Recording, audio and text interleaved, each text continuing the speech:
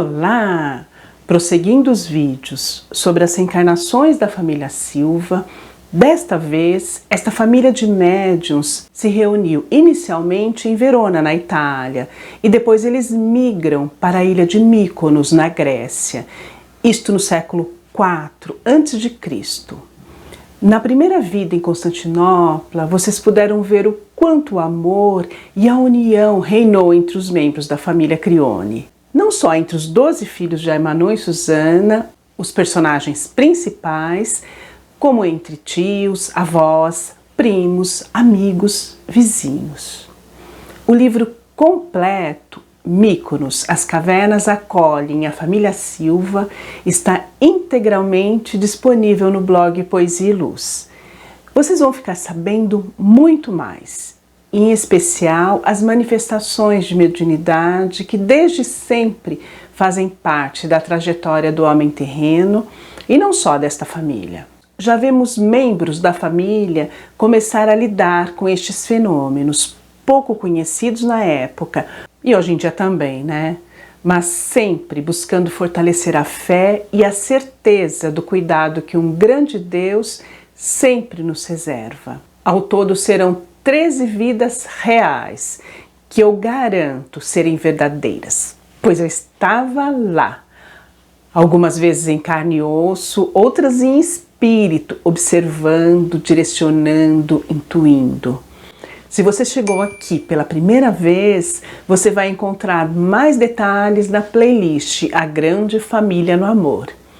Acessem o link na descrição e no final deste vídeo. Vocês vão se surpreender. Então vamos descobrir mais sobre a vida em Mykonos?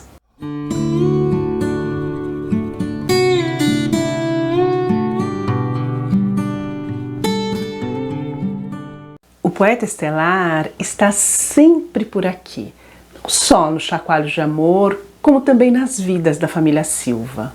No final deste vídeo eu vou colocar a poesia Mykonos. É um texto de um amigo da luz que completa o ensinamento de hoje. Ele diz que podemos resgatar, sim, espontaneamente, flashes de vidas passadas. O difícil é reconhecer, porque nos falta a crença sólida que a reencarnação é algo normal e comum a todos os mortais. Acho que eu tinha uns 12 anos quando eu tive um sonho, onde eu vi uma grande pedra enorme, cheia de orifícios. Sabia que era próxima ao mar por ser rodeada de areia. Eu não via ninguém, mas sentia que eu morava lá, naquelas cavernas com a minha família.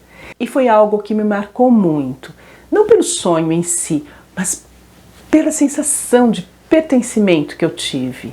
Eu guardei essa sensação por muitos anos, até que um dia foi me permitido descobrir detalhes desta vida. Eu nasci na ilha de Mykonos, era filha de Aymann, meu marido na vida de Constantinopla. Eu me chamava Anita, eu vivi apenas 12 anos. Eu desencarnei de tétano devido a um ferimento no pé, porque eu pisei em uma concha pontiaguda que estava contaminada na praia. Olha, gente, passei parte da minha infância no interior de São Paulo, em Ourinhos. As crianças muitas vezes brincavam descalças na rua, corriam pelo mato, colhendo amoras, mamonas, mas eu nunca tirava o sapato. Eu sempre tive muito medo de pisar em alguma latinha enferrujada e morrer de tétano. Acho que cada um de vocês tem uma história parecida com essa para contar, mas o difícil é a gente determinar, acreditar que são lembranças de vidas passadas. Bem, grande parte dessa segunda vida se passa na Grécia. Ela teve início no final do século IV a.C. A comunidade não passava de uma vila muito pequena, tinha mais ou menos 50 moradias, que eram verdadeiras cavernas incrustadas em uma montanha rochosa da era paleolítica. A localidade se situava em Mykonos, uma pequena ilha pertencente ao arquipélago que forma a Grécia. A família de Lucas, o Aymann da vida de Constantinopla, era muito numerosa. Seu pai e sua mãe se instalaram na ilha fugindo de invasões de bárbaros que assolavam as regiões próximas às cidades de Verona, que fica no norte da Itália. Após uma perigosa viagem em uma embarcação precária, chegaram acompanhados de 2 filhos pequenos, Joninho e Mirla, além de amigos próximos, 5 primos casados e suas respectivas esposas. Lucas, Mariane, Cirilo e Lentulus nasceram em Mykonos. A vida de início foi uma luta sem fim pela sobrevivência. No primeiro ano, passaram praticamente ao relento, em pequenas cabanas de pau a pique cobertas por folhas de palmeiras. Depois de um certo tempo, Jonas, o pai, encontrou essas formações naturais e todos se instalaram da melhor maneira. Eram tantos orifícios na rocha que foi possível cada família ocupar um deles separadamente. Assim a comunidade cresceu, arando a terra, plantando algodão, milho, feijão, lentilhas, mostarda e pescando no mar Mediterrâneo. Ao todo, o casal Massina, Jonas e Mayla trouxeram ao mundo 16 crianças, mas apenas 6 sobreviveram. A vida precária, a má alimentação, a falta de higiene contribuiu para que tal quadro se delineasse. Não havia mão de obra excedente, portanto o trabalho infantil era de suma importância. Lucas, nosso personagem principal desta vida, nunca contestou esta regra mantida com rigidez por seu irmão mais velho, Jonas filho. Lucas, certo dia, após trabalhar a terra, aborrecido, aventurou-se a caminhar sem destino, acompanhando a costa. Rumou em direção ao sol que se punha. Andou, andou, andou. Sem pensar que anoitecia, sem se preocupar com a apreensão que tomaria conta de sua família. Após a noite inteira de caminhada, deitou-se sobre uma pedra para descansar. Horas se passaram. Ele só acordou quando sentiu sua pele queimar sob o sol escaldante. Ele abriu lentamente os olhos e só agora Lucas percebeu que aquele local era totalmente diferente de onde ele morava. Via mulheres e crianças com aspecto doente, sem alegria no olhar. Espantou-se com a degradação visível em todos os cantos aos quais pousava seus olhos. Desejou voltar para casa, mesmo porque a fome já o incomodava. Tentou pedir auxílio a alguns estivadores que cruzaram o seu caminho sem sucesso. Resignado, sentou-se no chão, ao lado de um grande depósito de milho, colocou a cabeça entre os joelhos e chorou copiosamente. Não tinha a mínima ideia do que fazer. Sabia como voltar para casa, mas não queria. Com certeza, seu pai e seu irmão o repreenderiam e talvez o abandonassem à míngua, como era costume na época. Castigar os filhos rebeldes que não queriam trabalhar. Ele era um menino muito obediente. Durante estes últimos 10 anos de vida, nunca havia contestado as ordens de seu pai e de seu irmão mais velho, este muito mais intolerante e cruel. E, na verdade, quem comandava a dura rotina imposta a todos na Grande Pedra. Tinha 22 anos, 5 filhos e desde os 12 anos já assumira esta postura dura e arrogante. Seu pai e sua mãe jamais o contrariavam, o mesmo ocorrendo com seus irmãos. No dia que Lucas fugiu, ele tinha sido escorraçado por seu irmão porque havia deixado cair um cesto de algodão no chão. Jonas, filho, o esbofeteou sem dó, não deixando ao menos que Lucas se retratasse. Esta era a atual situação. Não podia voltar, não podia ficar neste lugar degradante. E se ao menos pudesse escondido pegar uma embarcação e partir. Mas nem isso podia fazer, pois não havia mais nenhuma ancorada no porto onde ele estava. Decidiu então embrenhar-se na mata que descortinava atrás de uma plantação de trigo. Novamente se pôs a caminhar, cada vez mais afastado da orla marítima. Após 3 horas, pulando galhos, caindo em crateras, viu uma pequena casa construída com galhos, folhas de palmeira e argila. Uma abertura no teto soltava algumas nuvens de fumaça escura, indicando que alguém habitava aquela humilde residência. Lucas se aproximou com receio, mas a fome e a vontade de compartilhar sua angústia o fizeram chegar até a porta e bater. De início não percebeu qualquer movimento, mas de repente sentiu que alguém o observava de longe. Lucas sentou-se no chão exausto, pendeu os braços e pronunciou as seguintes palavras: "Vim em paz, preciso de ajuda." O barulho vindo da mata se intensificou e quando Lucas pousou os olhos de onde ele se originava, viu um homem e uma mulher. Ele tinha mais ou menos 40 anos, barbas longas e aparência tranquila. Ela era bem mais jovem, com roupas descuidadas, cabelos presos por um grande rabo que fazia com que balançasse enquanto ela se movimentava. Vagarosamente, eles chegaram até o menino. Quem primeiro se manifestou foi Cláudius, o feiticeiro, como era conhecido no porto e em localidades próximas. Ele perguntou: "O que você deseja?" Lucas lentamente se levantou e, quando ia pronunciar o que o trazia até aquela casa, sentiu seus joelhos dobrarem, sua cabeça girar e a dor lancinante que em seguida tomou conta de seu rosto, pois sentiu uma forte tontura, perdeu o equilíbrio e bateu a testa em uma pedra. De imediato perdeu os sentidos. Cláudius e Sara o socorreram. Levaram-no para dentro da cabana, mas durante 3 dias ele não recobrou os sentidos. Cláudius banhava sua testa com infusão feitas com folhas de malva, mas nada parecia fazer efeito. Ele apenas respirava, não se movia.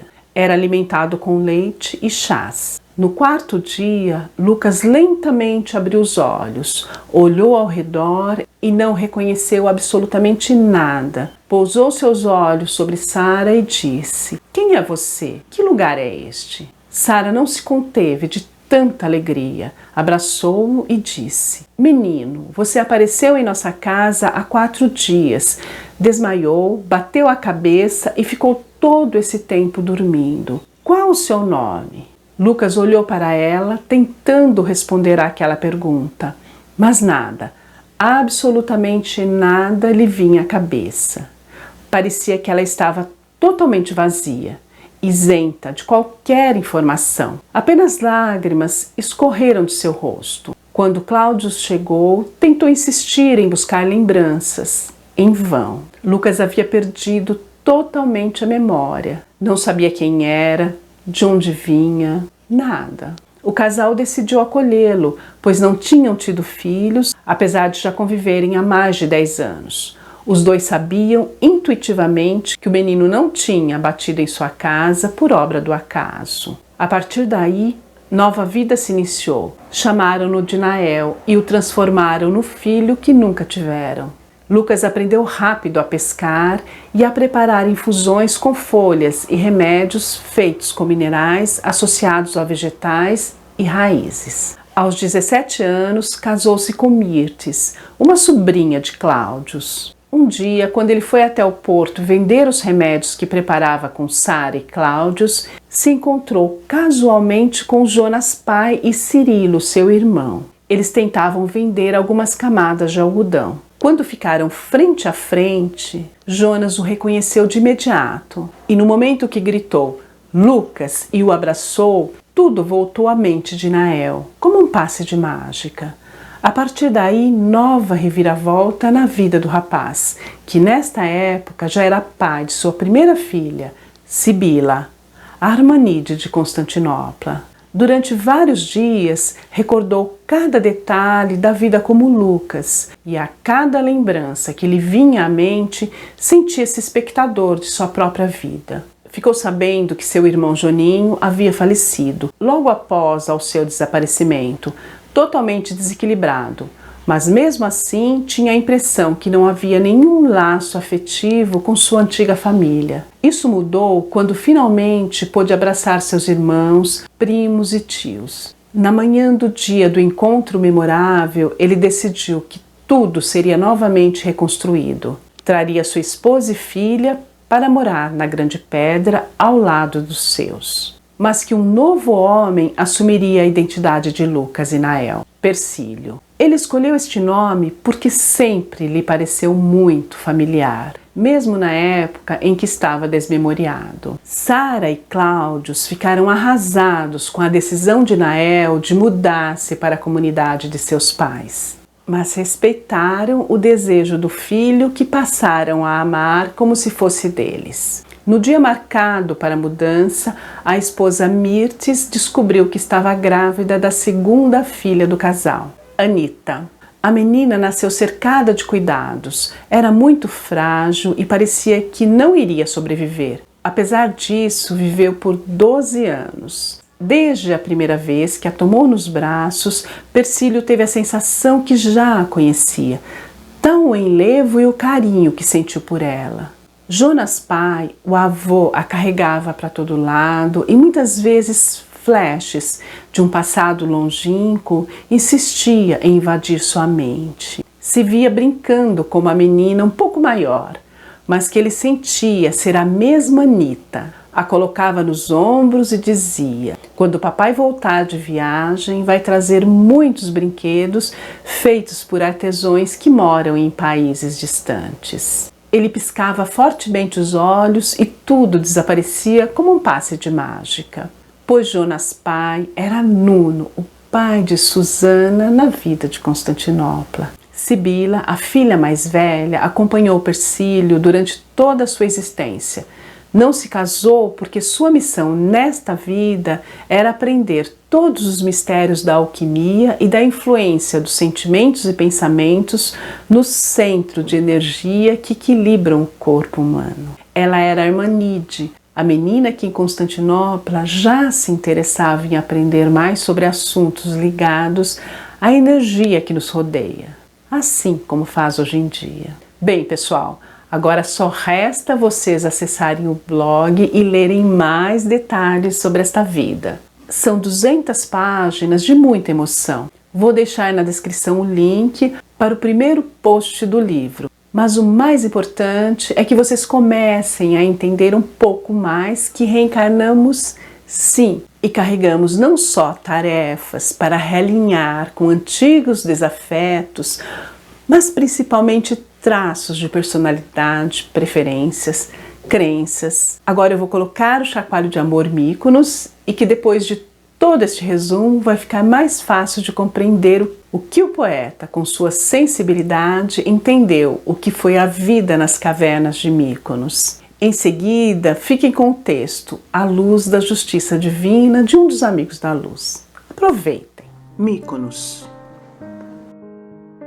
Itália, berço do Renascimento, pátria dos grandes intermediários de Deus, que legaram belos afrescos, maravilhosas esculturas, grandes descobertas onde o homem enfim entendeu que a terra é uma bola suspensa no vazio, onde a palavra de Deus foi pregada, mas não obedecida.